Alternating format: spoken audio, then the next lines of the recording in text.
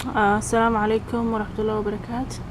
maanta waxaan sameynaynaa fruit ka wuxuu ka kooban yahay hal xabo papaya iyo hal xabo avocado. marka avocado iyo papaya waan soo kala jarayaa, waan soo noqonaa marka. okay, hadda waan soo kala jaray, waa kaasa taasaan soo kala jaray. marka waxaan sameynayaa waxa gudaha ku jiraan ka bixinayaa, kadibna waan soo laaban mar kale.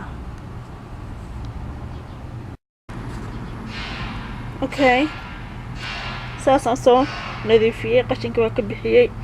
marka hadda waxaan sameynayaa waa waxa dhexda ku jiraan kala baxsanayaa, inta kalena waan isticmaalayaa as baaquli ahaan, waayo baaquli kalena isticmaalo ma rabi asaga leh isticmaalayaa. marka saas ila socda.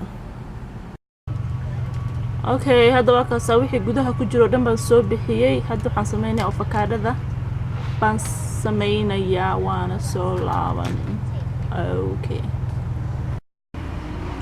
okay, waa isku soo dardaray, sidaan buu noqday. wajada ayehe taas buu noqday.